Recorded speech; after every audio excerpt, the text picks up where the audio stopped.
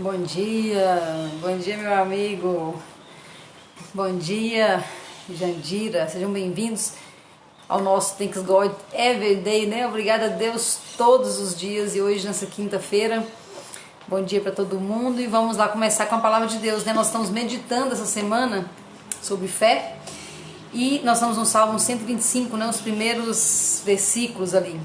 Salmo 125, 1 e 2. Aqueles que confiam no Senhor serão como um monte de Sião, que não pode ser abalado, mas permanece para sempre. Como os montes estão ao redor de Jerusalém, assim o Senhor está ao redor do seu povo, daqui em diante para sempre. Que maravilhoso, né? Quem confia no Senhor não pode ser abalado e está firme daqui em diante para sempre. Bom dia, João, seja bem-vindo. Nós estamos falando essa semana sobre fé, e para entendermos fé, nós podemos comparar, para a gente entender um pouco mais sobre essa questão da fé, nós podemos comparar duas palavras, confiança de um lado, que representa a fé, e segurança do outro lado, né? Então o que a maioria de nós busca, né, não é a maioria, na verdade é o que o nosso cérebro busca, o que o nosso lado mais humano busca, é chamado de segurança. Todos nós queremos nos sentir seguros. Aí a gente pode romantizar e falar, não, mas eu também estou seguro nos braços do Senhor. É uma coisa boa para se falar, mas é melhor para se viver, né? Naquele episódio onde os discípulos, né, que confiavam no Senhor quando eles estavam no barco e o barco começou a receber, né, uma turbulência muito forte das águas, vento, tempestade. Naquele momento os que confiavam no Senhor tremeram na base, né? Isso acontece muito comigo e com você. Seja bem-vindo, todo mundo está chegando aí. E na verdade é isso, né? Nós temos às vezes um discurso pronto, nós temos uma resposta já. Se alguém perguntar se tem fé, a maioria vai dizer que sim. Bom dia, amiga. E na verdade quando o barco treme, quando o negócio muda, né? Quando o vento contrário vem, quando os reveses chegam, é onde nós somos realmente testados, né? Então de tempo em tempo, eu e você, nós temos oportunidade de conhecer um pouco mais a nós mesmos. É porque Deus já nos conhece, né? Quando a gente fala um discurso bacana, tipo, minha confiança está no Senhor, eu estou tranquilo que eu estou nos braços, né, do Pai, ou então quando a gente canta aquelas músicas bonitas, né, espirituais e tal, a gente está convencido de que realmente nós somos pessoas de fé. Até vir o primeiro revés, ou então até vir um revés mais forte, né? Até vir um vento contrário mais forte na nossa vida. E essa é a hora que nós temos a oportunidade de conhecer a nós mesmos. É onde que está a nossa confiança. Lembrando que não tem como enganar a Deus. A gente engana os irmãos, né? A gente engana os ouvintes. A gente pode ter um discurso muito legal, mas se a gente tiver uma oratória boa, nós podemos enganar assim, né? Os nossos irmãos, amigos, quem está mais próximo. Mas Deus, Ele já sabe. E quando Ele manda, Ele permite, não manda, né? Quando Ele permite um revés mais forte na nossa vida, primeiro a maioria dos reveses que nós passamos, eles vêm como consequência das nossas próprias escolhas, né? É bom lembrar isso. A gente às vezes fala, nossa, Deus mandou isso, mandou aquilo, e na verdade, bom dia, amiga, é só uma colheita natural, né? Eu plantei, aí eu colho, e eu falo, nossa, Deus mandou pra mim uma prova muito grande, né? E na maioria das vezes é só resultado de uma plantação. Ainda que eu ande pelo vale da sombra da morte, ou seja, ainda que meus pezinhos me levem para o vale da sombra da morte, né? Mas está tudo certo, Deus não fica magoadinho, né? Deus é outro nível, né? Deus tem outro nível. Que é assim, se eu confio em você e se você faz alguma coisa comigo e eu perco confiança em você, eu fico magoadinho com você. Mas Deus não fica magoadinho com a gente não, né? Ele tem outro nível, é outra frequência. Então Ele olha para nós e é como se falasse, eu sempre soube. Eu sempre sabia que você ia fazer isso, tá tudo certo, não tô pensando nisso, né? Então por que Deus permite que a gente às vezes passe alguns reveses mais fortes na vida, uns desafios maiores, né? É justamente pra gente avançar em relação à segurança dele. Então vou repetir, Deus permite não para nos testar. Deus permite para deixar que a gente, nos conhecendo, que a gente tire mais uma camada e passe a confiar mais nele. E assim nós vamos avançando de fé em fé ou de glória em glória. quando nós pegamos os desafios e nós nos esforçamos em dar uma resposta, né? Por mais que a gente fique triste, chateado, que fique difícil, que a gente às vezes até reclame, murmure, porque nós somos humanos mesmo, mas naquele revés é uma oportunidade de eu aprofundar um pouco mais nessa confiança. Quando Pedro viu o vento forte, quando ele ficou assustado, ele teve uma oportunidade, era um revés para ele. Mas quando Jesus chamou, vem, ele foi para andar nas águas. Ele estava dando um passo de fé. Quando ele afundou, foi também Jesus que tirou ele, que segurou e deu firmeza de novo para ele. Ele teve a oportunidade de dar mais outro passo de fé. Jesus não ficou magoadinho com Pedro, porque Pedro duvidou uma vez e outra vez e outra vez. Não, Jesus, não, Deus não tem, né, essa questão de ficar magoadinho com a gente, não. Na verdade, são oportunidades para nós experimentarmos o que é viver então na segurança dele, né? Na segurança dele, na confiança dele, e não na nossa própria segurança, né? Seja todo mundo bem-vindo, quem está chegando aí. Então nós temos esses dois, essa comparação, esses dois paralelos, né? Viver na confiança ou viver na segurança. Quando eu vivo na segurança, eu estou falando da minha própria segurança. É quando eu falo, por exemplo, estou dirigindo, estou numa estrada, e aí o combustível ele tá lá diminuindo, mas eu sei quanto de combustível que tem no carro. Eu tô consciente do tanto de combustível, eu sei quantos quilômetros tem até a próxima cidade, até o próximo posto de combustível. Então eu vou tranquilo, eu não preciso pensar, só penso rapidinho, não, tanto combustível, tantos quilômetros, tá tudo certo, vamos chegar no próximo posto, né? Então isso, eu estou confiando naquilo que está dentro de mim, que são as informações. Eu sei quanto combustível, eu sei quantos quilômetros, eu sei onde é que tem um posto, e tá tudo certo. Eu tô vivendo então na segurança. É disso que o cérebro gosta. O cérebro ama a segurança. Todas as vezes que eu vou passar por alguma situação, se eu tenho, por exemplo, nossa, eu fiquei desempregada. Não, mas eu tenho uma reserva financeira de X, então eu tenho tanto tempo, ou então eu tenho um seguro-desemprego, algum dinheiro certo que vai entrar. Não, então eu estou na minha segurança. Eu sei que eu tenho o X para receber, o X guardado, eu confio que vai dar tudo certo. Aí a gente fala isso, né? Eu confio que vai dar tudo certo. Eu estou desempregada, mas eu confio que vai dar tudo certo. Por quê? Mas é por que eu estou confiando? Eu estou com a minha segurança. O meu cérebro falou, relaxa, você tem aí 3 meses, 4 meses para arrumar o outro emprego. Bom dia, Vânia, seja bem-vinda. Você tem tantos meses para arrumar o próximo emprego, então tá tudo certo. Aí eu posso dizer, né? Posso até ter um discurso bonito. Eu confio em Deus, vai dar tudo certo. Não, você não está confiando em Deus, você está confiando no seu cérebro. Está dizendo para você que tá tudo top, tá tudo certo, né? Mas e onde é que está então a diferença? A diferença é contra toda esperança, contra todas as verdades, contra toda realidade. Eu sei em quem eu pus a minha confiança. Esses são os verdadeiros reveses. Os reveses que me levam para amadurecer essa fé. O revés que me leva para outro nível de experiência com Deus não são aqueles que, apesar de me chatear um pouco, mas o meu cérebro diz, relaxa, tá tudo certo, tem dinheiro na conta, então a situação vai acontecer assim, tá tudo programado, né? Fugiu um pouco do programa, mas dentro do programa maior tá funcionando, tá rodando, né? Então eu tô confiando em mim, é a minha segurança. E repito, é disso que o cérebro gosta. O tempo todo o cérebro te busca que você confie naquilo que ele já viveu, naquilo que ele acredita, naquilo que ele sabe que vai dar certo no final. Qual é o problema de viver assim, André? Você pode perguntar, não, mas não tá certo, a gente não tem que ter uma reserva, a gente não tem que ter uma confiança, uma segurança, né? Pra gente viver a vida mais tranquila. Não tem nenhum problema. O problema é o seguinte, quando eu vivo na segurança, é o meu cérebro dizendo, baseado naquilo que ele sabe e naquilo que ele já viveu, que vai dar tudo certo. Quando eu vivo isso na segurança, quando eu vivo na confiança, eu estou falando de uma questão de alma. A alma tem saudade de coisas que eu nunca vivi.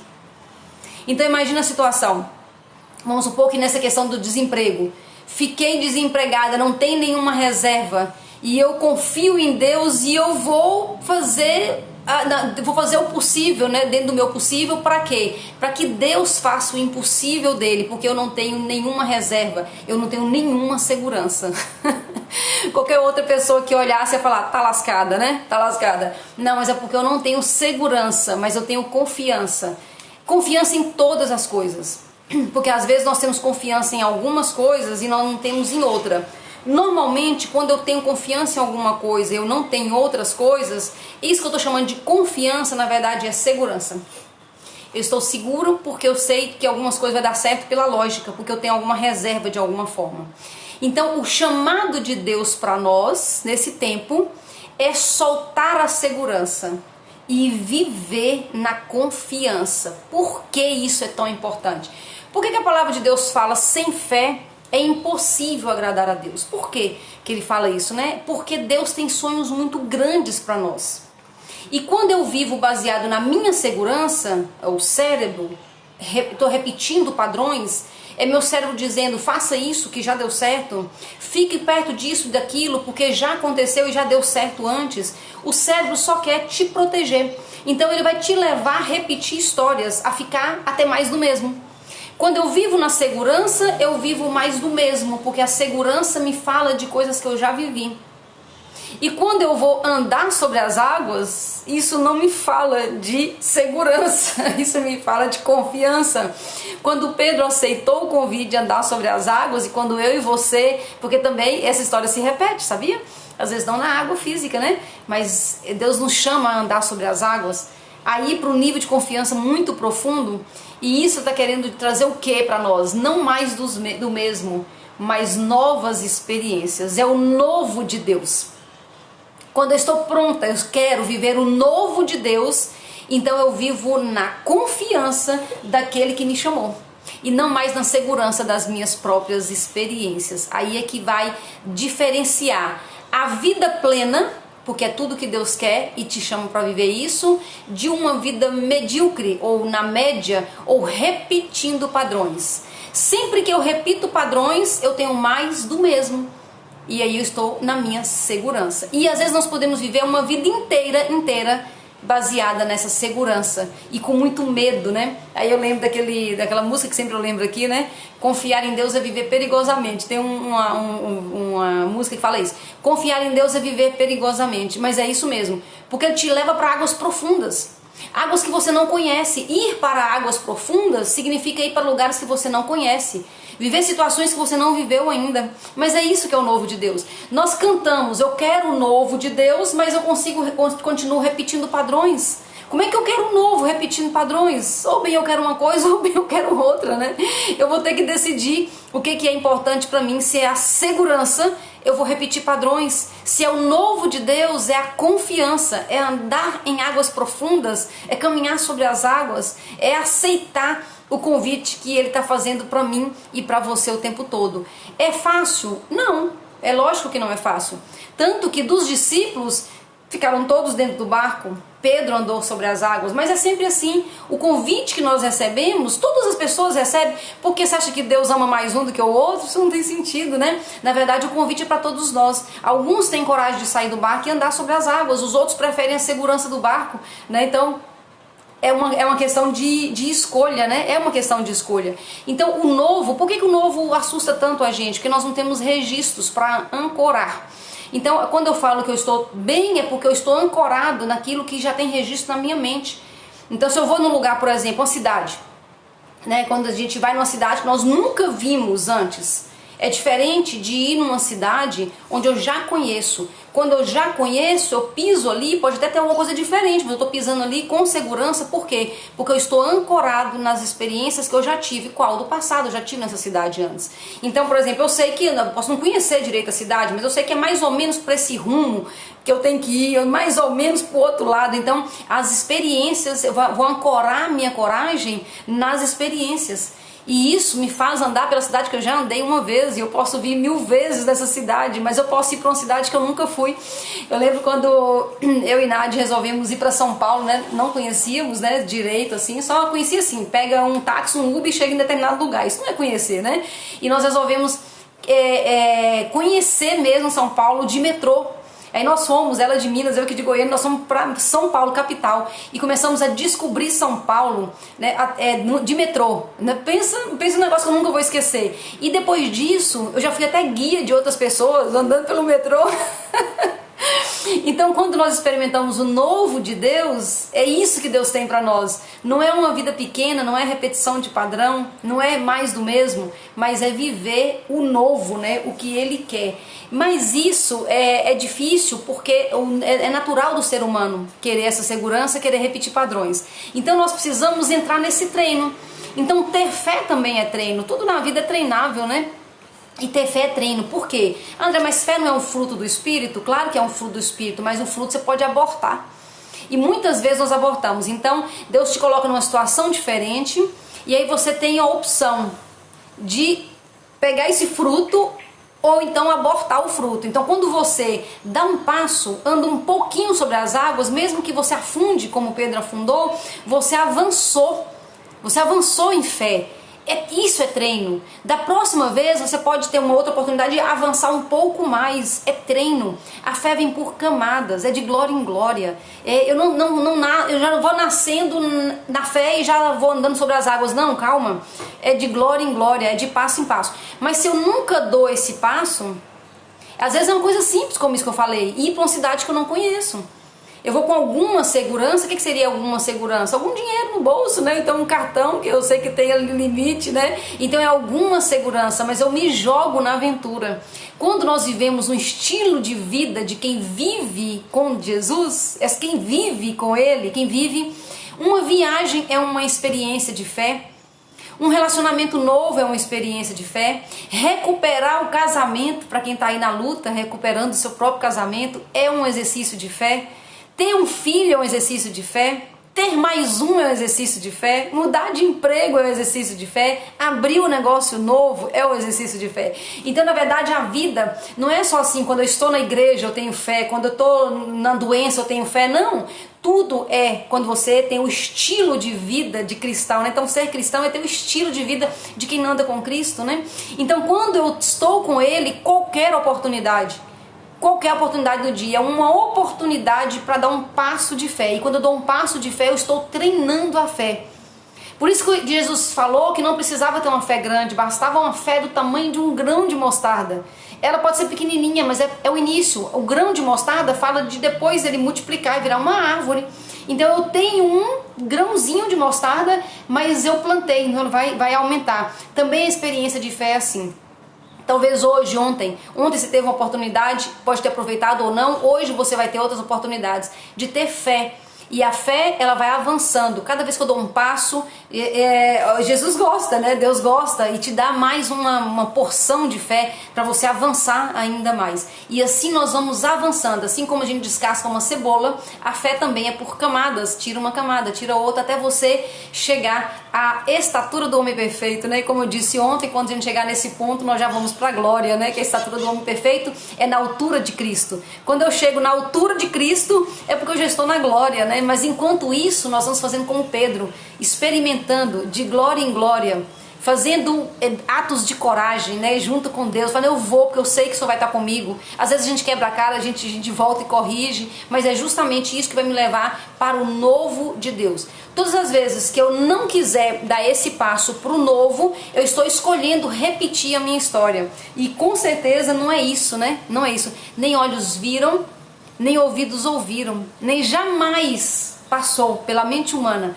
o que Deus tem guardado para cada um de nós. Mas para acessar isso, o novo de Deus, é necessário que a gente entre com esse investimento, com a moeda. A moeda é dar o passo, a moeda é aceitar o desafio, a moeda é acreditar que até se eu cair, até se der errado, eu dei o meu passo, né? Então a fé não é dizer que vai tudo acabar como eu estava pensando, que às vezes o plano de Deus é tão grande que a gente pensa que deu errado, né?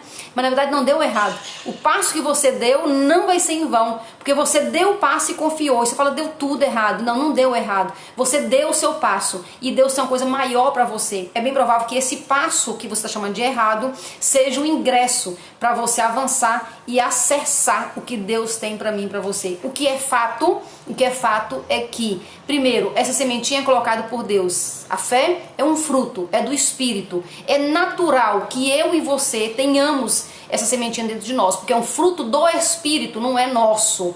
É sobrenatural. Deus põe a sementinha, mas essa sementinha eu posso abortar. aí entra o meu livre-arbítrio. Eu posso abortar a semente da fé e viver agarrado na minha segurança, ou eu posso deixar isso acontecer da forma como Deus quer. E, repetindo a música, confiar em Deus é viver perigosamente. Você está buscando segurança ou você está aceitando viver perigosamente, mas em ótima parceria? Pedro afundou, mas ela afundou com Jesus ali, né? Ele afundou mesmo, ele só deu uma assustadazinha, né? Mas ele estava com Jesus, ele não estava sozinho. E então, você quando afunda, está pensando que está sozinho, ou você está reconhecendo que esse passo de fé foi para te amadurecer ainda mais e que ele estava o tempo todo junto com você, que você nunca esteve sozinho.